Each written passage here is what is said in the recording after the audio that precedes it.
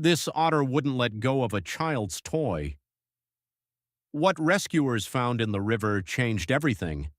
The first person to see the otter was a boy named Jacob Miller, who had been skipping stones beside the River Elway while his mother argued with a jammed picnic basket on the bank behind him.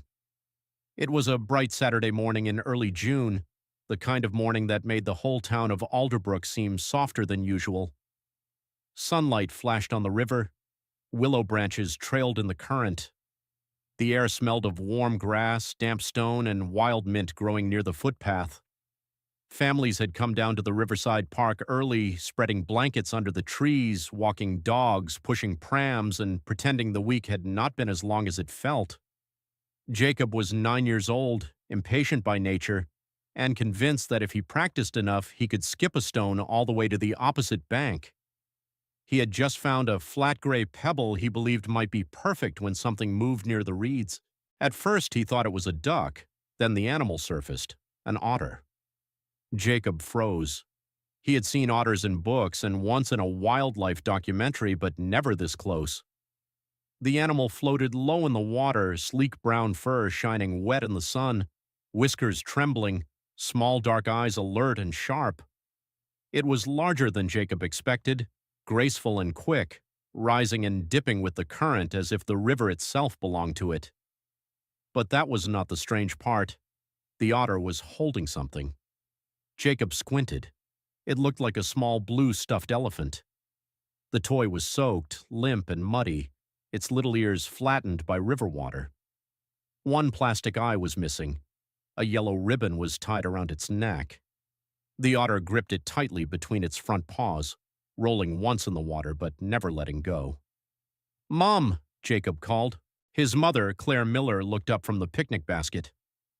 "What?" "There's an otter with a toy," Claire sighed. "A what with a what?"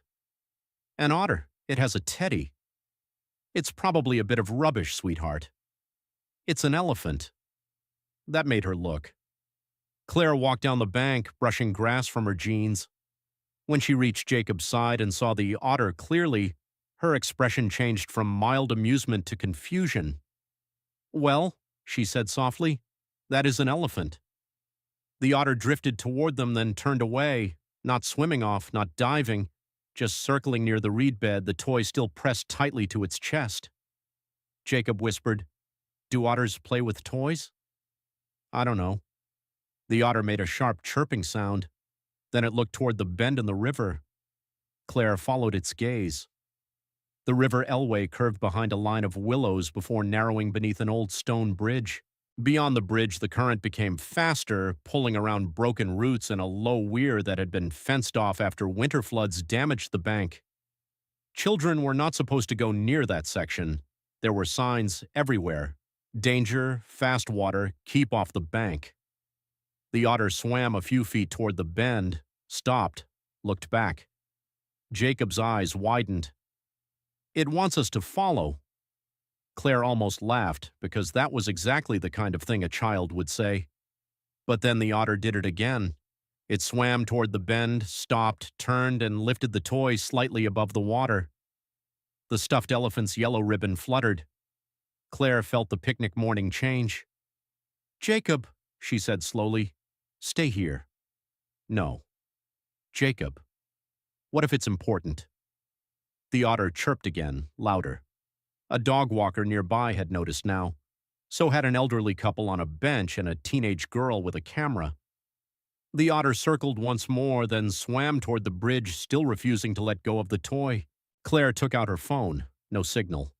The riverbank was notorious for it. She looked toward the park cafe at the top of the path. There would be a landline there, or at least someone with better reception. Then a woman behind her gasped. "That toy," she said. Claire turned.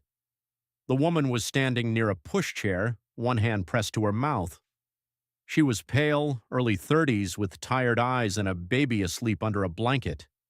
She looked not at the otter now, but at the blue elephant in its paws. Claire stepped closer. "Do you recognize it?" The woman nodded slowly. "My neighbor's little girl has one exactly like that." Jacob swallowed. "Who?" The woman's voice shook. Maddie Shaw. She carries it everywhere. Claire felt cold despite the sun. Where is Maddie? I don't know. The woman reached for her phone.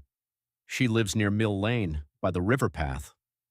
The otter chirped from the water again. This time, no one smiled. Claire grabbed Jacob's hand and turned to the dog walker, a tall man with a golden retriever straining at the lead.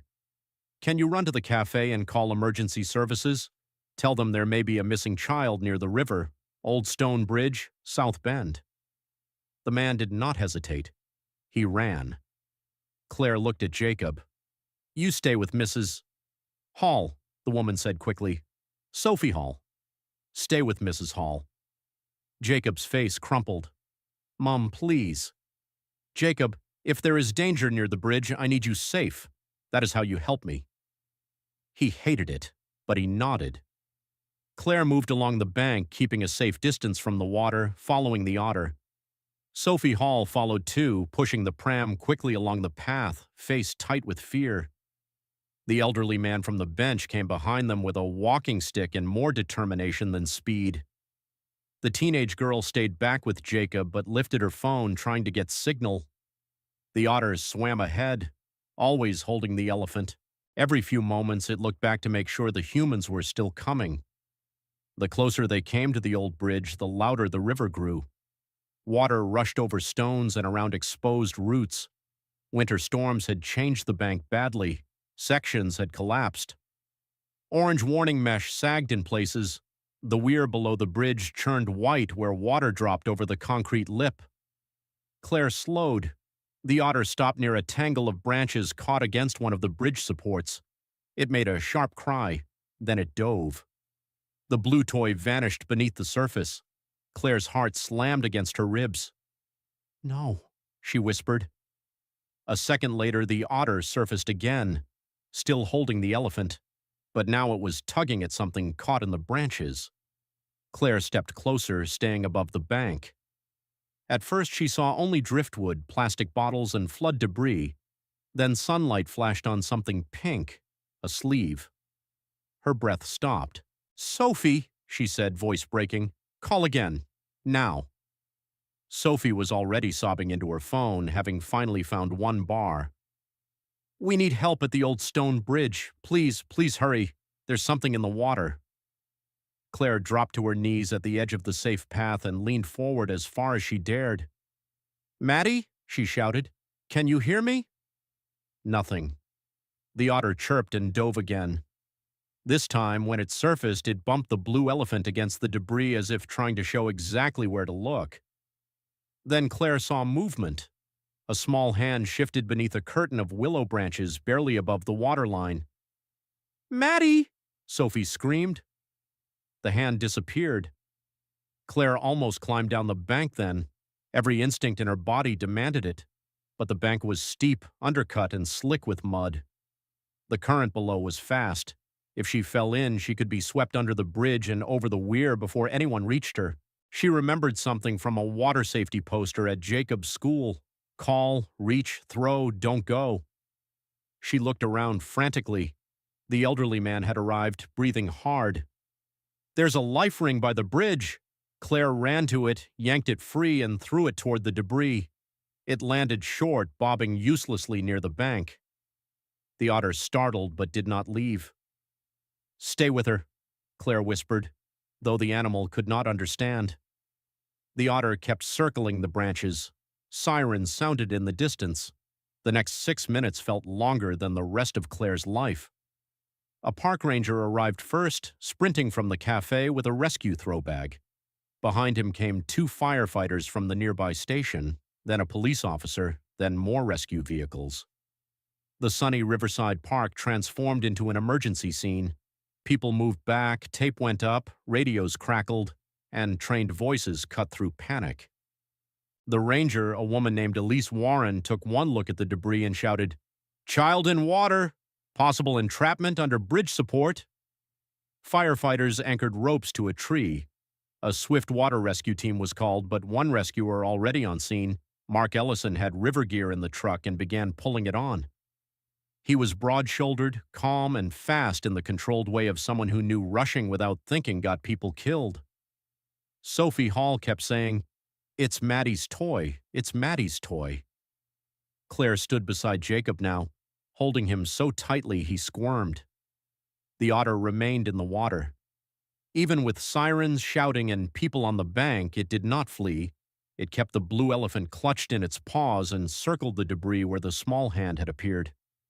Mark clipped into the safety line and entered the river upstream, angling carefully toward the bridge support. The current hit him hard at the waist. Another firefighter fed the rope. Ranger Elise lay flat on the bank with binoculars and called directions. 2 feet left. Watch the root mass. Child appears pinned behind branches. Mark reached the debris and braced himself against the current.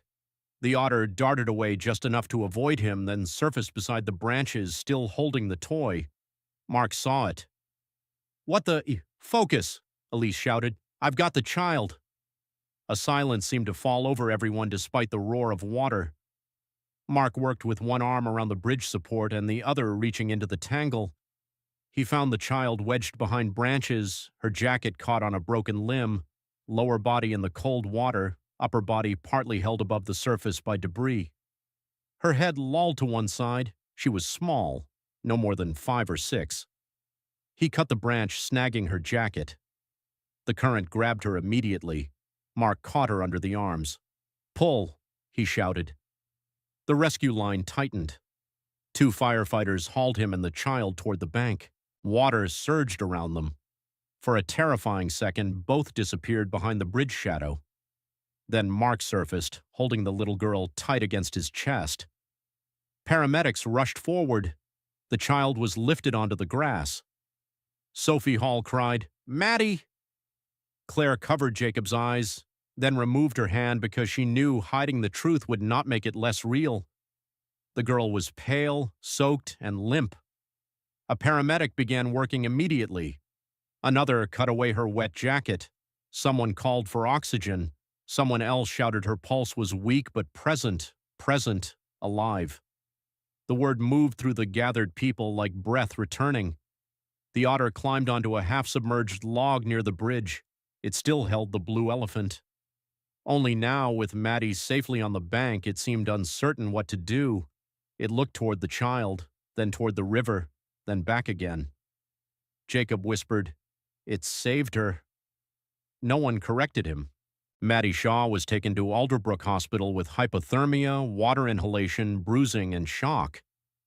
She had been in the river long enough that every doctor later used the word miracle carefully but repeatedly. Had the branches not caught her jacket, she would have gone over the weir. Had the otter not drawn attention to the toy, no one would have known where to look. Had Claire gone into the water herself, rescuers might have been searching for 2 people instead of 1. The river had nearly taken Maddie. A stuffed elephant and an otter had brought the world to her exact hiding place. The question that followed was simple and terrible. How had Maddie ended up there? Her mother, Hannah Shaw, arrived at the hospital 20 minutes after the ambulance. She was a nurse at a care home, working an early shift that morning. Her husband, Daniel Shaw, had been home with Maddie and her older brother, Oliver. Daniel arrived shortly after Hannah, white-faced and shaking, repeating that he had only turned away for a few minutes. The story came out in pieces. Maddie had been playing in the back garden of their house near Mill Lane. The garden backed onto a footpath leading toward the river, separated by an old wooden gate that was supposed to stay latched. The storm the night before had loosened it. Maddie's blue elephant, called Tilly, had somehow ended up beyond the gate, perhaps dropped, perhaps carried by their dog, perhaps taken by wind when the child set it down near the open fence. Maddie went after it. By the time Daniel realized she was missing, he thought she had gone into the front garden or upstairs. Then the dog began barking at the back gate. He searched, he called, he panicked. But he did not know she had reached the river until police arrived at his door. Maddie was unconscious for several hours. When she woke, her first word was not Mom or Dad. It was Tilly. Hannah broke down. Daniel covered his face with both hands. Ranger Elise, who had come to the hospital to speak with the family, looked toward Claire, who had come with Jacob and Sophie Hall to make a statement. The toy, Elise said quietly. The otter still has it. That was true. After Maddie was taken away, the otter had refused to leave the riverbank. It stayed near the bridge, clutching the blue elephant, while rescuers inspected the area. No one wanted to take the toy from a wild animal by force, and no one wanted to approach too closely. Otters can bite, and this one was clearly stressed.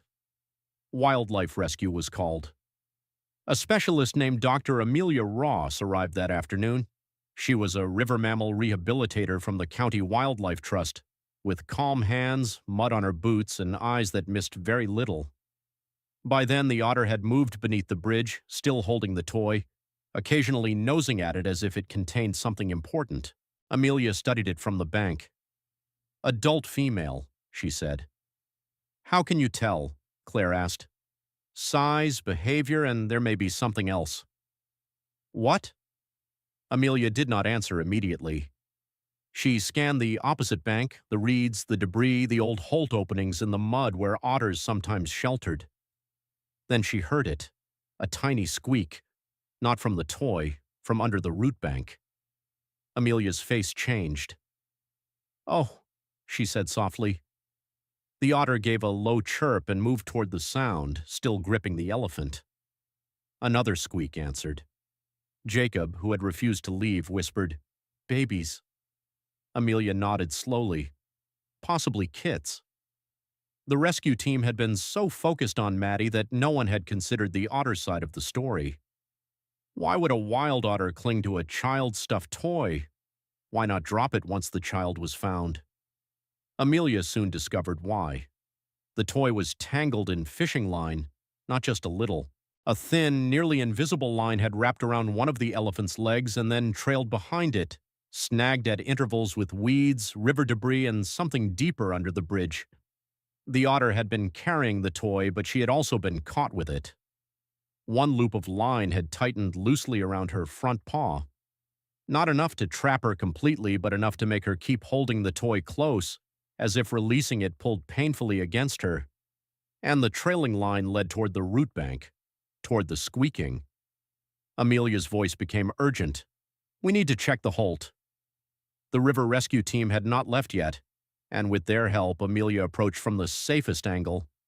The adult otter became agitated, chirping and snapping, but she did not flee.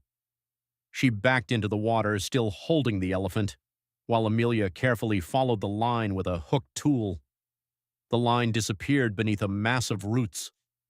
Inside, something moved. A kit squeaked, then another. Amelia's face went pale. There are otter kits tangled in the line. The entire mood shifted again. What had begun as a child rescue now became something larger and stranger. The same fishing line that had tangled Maddie's toy had also run into an otter holt beneath the bridge. The stuffed elephant must have been swept into the river with the line attached, or become tangled after Maddie dropped it. The adult otter, perhaps attracted by the bright object or the scent of the child, had grabbed it. But when the line pulled toward her den, she could not abandon it without worsening the tangle around her kits. So she carried it, held it, dragged it. And in doing so, she brought Maddie's toy into view. She had not simply stolen a child's toy. She had been caught in the same dangerous thread that connected the child, the river debris, and her own babies. Amelia worked with extraordinary care. Otter holts are delicate, and disturbing one can do harm. But the kits were in immediate danger. Fishing line can cut through skin, tighten around limbs, or drown young animals if they cannot move freely. The adult female circled nearby, distressed but watching. Rescuers stabilized the bank. Amelia reached into the root opening with gloved hands and a small light. The first kit came out wrapped partly in weeds and line. It was tiny, wet, and furious, squeaking with surprising strength. Jacob gasped. The second was deeper, with line around its body and one back leg. Amelia cut it free strand by strand. The third was barely visible, wedged behind a clump of roots. For several terrifying minutes, she could not reach it without risking collapse. The adult otter surfaced beside her, still holding Tilly the elephant. Amelia whispered, I know, I'm trying. The otter made a sharp chirp. Then slowly, as if exhausted, she dropped the toy onto the muddy bank. The blue elephant landed at Amelia's knee. The line slackened. Amelia immediately reached deeper. The third kit slid free, alive. Everyone watching seemed to exhale at once. The adult otter rushed forward, grabbed the first kit by the scruff, and pulled it toward the water. Amelia moved back, giving space. The mother took the kit beneath the roots through a safer opening. Then she returned for the second, then the third. Only after all three kits were back in the holt did Amelia lift the blue elephant. It was filthy, torn, and wrapped in fishing line, but it had saved Maddie, and it had nearly killed the Otter family. Amelia looked at the people gathered on the bank. "This," she said, holding up the line, "is why discarded fishing gear is not rubbish. It is a trap." The story changed Alderbrook almost overnight. Maddie survived. That was the first miracle. The otter kit survived. That was the second. The third was what happened after. The River Elway had long been loved, but neglected. Fishermen left bits of line near the banks. Tourists dropped plastic wrappers. Storms washed toys, bottles, and garden waste into the current. Everyone noticed. Everyone complained. But nobody had treated it like an emergency until a child and a family of otters were nearly lost in the same tangle. Hannah Shaw, Maddie's mother, asked to see the toy when her daughter was strong enough. Amelia brought it to the hospital sealed in a clean evidence bag, washed but not repaired, the fishing line removed and placed separately for demonstration. Maddie lay in bed with warm blankets around her, cheeks still pale but eyes open. "Tilly?" she whispered. Hannah looked at the toy, then at Amelia. "Can she have it?" "Once it's properly cleaned, yes." Maddie reached out with both hands. Daniel Shaw began crying. "I'm so sorry," he whispered. "I should have fixed the gate." Hannah closed her eyes. There would be time for guilt, time for anger, time for repairs, therapy, and fear that returned in waves. But in that hospital room, their daughter was alive. That had to come first. Maddie touched the elephant's yellow ribbon through the bag. "The otter had her," she whispered. Claire, standing near the door with Jacob, felt tears rise. "Yes," Hannah said softly. "The otter helped bring her back." A week later, the town held its first organized River Elway cleanup. It was supposed to be small. It was not. Families came with gloves and bags. Fishermen came with buckets for old line. The school sent students with teachers. The council provided skips. Ranger Elise marked unsafe zones. Dr. Amelia Ross gave a talk about otters, river habitats, and what to do if people found injured wildlife. The fire brigade demonstrated why untrained people should never jump into fast water. Jacob stood in front of the old stone bridge, holding up a poster he had made. It showed a blue elephant, an otter, and the words, "Don't leave lines behind. Someone can get caught." Maddie could not attend the first cleanup. She was still recovering. But she sent a drawing, an otter holding Tilly while three baby otters peeked from a riverbank. Someone pinned it to the notice board by the bridge. People cried when they saw it. The cleanup removed more than anyone expected. Bags of plastic, rusted cans, broken glass, bicycle parts, old netting, and enough fishing line to fill a large bucket. Near the weir, volunteers found a discarded child's sandal, a dog lead, and a faded red kite tangled in branches. Every object seemed suddenly loaded with possible tragedy.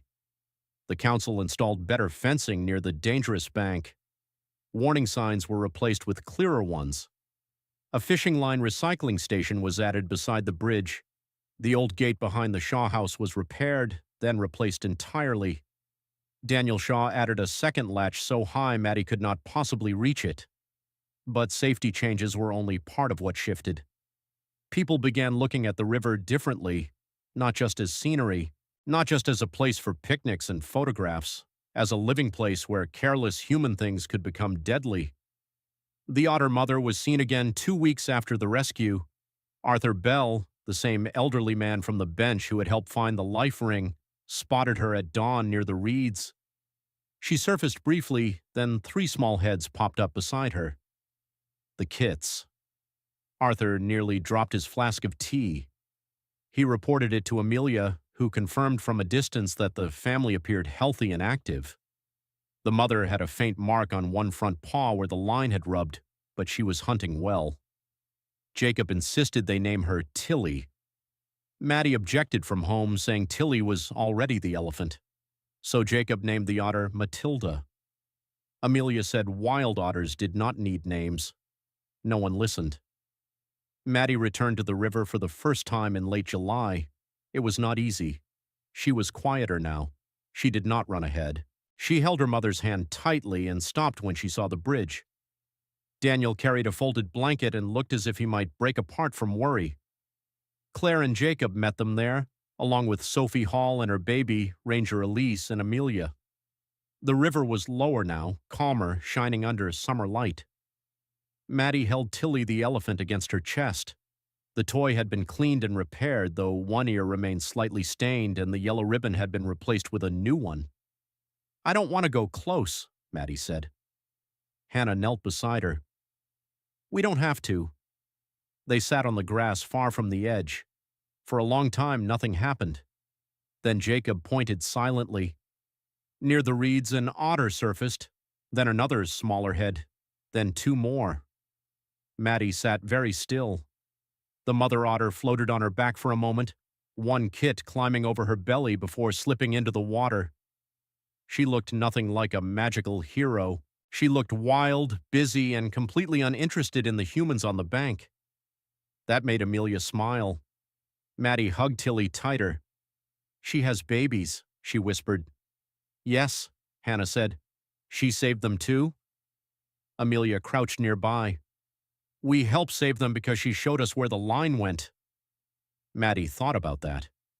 Then she stood, took one small step toward the river and stopped safely behind the fence. "Bye, Otter," she called softly. The otter disappeared beneath the water. Maddie did not cry. Her mother did. Years passed, and the story of the otter and the blue elephant became part of Alderbrook's identity. The annual river cleanup became tradition. The fishing club adopted strict line disposal rules. The school started a River Guardians program. Children learned water safety alongside wildlife conservation. The old bridge, once just a pretty spot for photographs, became a place where people remembered how quickly beauty could turn dangerous. Maddie grew older with only fragments of memory from that day. Cold water, branches, the sound of rushing, something soft gone from her arms, and later the blurry image of a white ceiling at the hospital. But she knew the story because everyone told it carefully. Not to frighten her, but to honor the truth. She learned to swim. Slowly, with fear at first, then with strength. She never loved deep water, but she did not let the river own her life. Hannah and Daniel made sure of that. So did Claire, who became a close family friend after the rescue. Jacob, proud of having first spotted the otter, remained convinced that noticing small things was his special talent. He eventually became a volunteer with the Wildlife Trust. No one was surprised. Dr. Amelia Ross continued monitoring the otters from a distance. The three kits matured and dispersed as young otters do, finding territories of their own along connecting waterways. Matilda, as the town unofficially called the mother, remained near the Elway for several years. Sometimes people glimpsed her at dawn or dusk, sleek and fast, vanishing before anyone could get close. That was the best kind of ending for a wild animal. Not staying, not becoming tame, surviving. One summer evening, nearly 10 years after the rescue, Maddie stood by the old bridge with a group of school children. She was 15 now, tall and thoughtful, volunteering for the River Guardians program. In her hand, she held a clean jar filled with discarded fishing line collected that morning. A little boy pointed to a faded sign showing a cartoon otter and a blue elephant. "Is that story real?" he asked. Maddie smiled. "Yes." "Were you really the kid?" She looked toward the river. The current moved around the bridge supports, glittering in the sun. The dangerous debris was gone now. The bank had been reinforced with natural planting. Reeds grew thick where the otter holt had once been tangled. I was, she said. Were you scared? Maddie thought about what to say. Yes, she answered, but I don't remember all of it. Did the otter save you? Maddie looked at the jar of line. The otter wouldn't let go of my toy, she said. That made people look where they needed to look. Then rescuers saved me, and later they saved her babies. The boy frowned. Why did she have your toy? Because the river tangled everything together, Maddie said. My toy, fishing line, branches, me, the otters. That's why we have to be careful what we leave behind. The children grew quiet. Maddie held up the jar. This looks like nothing, she said, but in a river it can become a trap. After the talk, she walked alone to the safe viewing fence and took something from her backpack. Tilly. The blue elephant was old now, patched several times, with one new eye that did not quite match the old one. Maddie no longer carried it everywhere, but she brought it on cleanup days, not as a toy exactly, more as a reminder. She held it against her chest and watched the water. A ripple moved near the reeds. For one foolish second, she imagined Matilda surfacing again, older but still bright-eyed, still carrying impossible messages from the river. No otter appeared, only sunlight on water. Maddie smiled anyway. Some rescues do not end with reunion. Some end with a river made safer, a child growing up, a toy kept, a whole town learning to listen. Years later, when people asked Maddie why she became an environmental lawyer, she would tell them about a blue-stuffed elephant, a mother otter, and a piece of fishing line that nearly tied two families to tragedy. She would tell them that laws and cleanup rules and habitat protections were not abstract things. They were the difference between life and death for creatures too small, too young, or too voiceless to untangle themselves. And she would always say this: the otter wasn't trying to be a hero. She was trying to protect her kits, but because she refused to let go, everyone saw the danger. That was what changed everything. Not magic, not a fairy tale. A wild mother, a child's lost toy, and a river full of human carelessness finally brought into the light. So before we go, remember this. Sometimes the thing an animal carries is more than it seems. Sometimes a toy in an otter's paws is not play, not theft, not curiosity, but a clue. A blue elephant led rescuers to a child trapped beneath a bridge, and then to 3 otter kits tangled in the same deadly line. What they found in the river changed a family, a town, and the way everyone looked at the water flowing past their homes. The otter would not let go, and because she held on, everyone else finally learned what needed to be saved.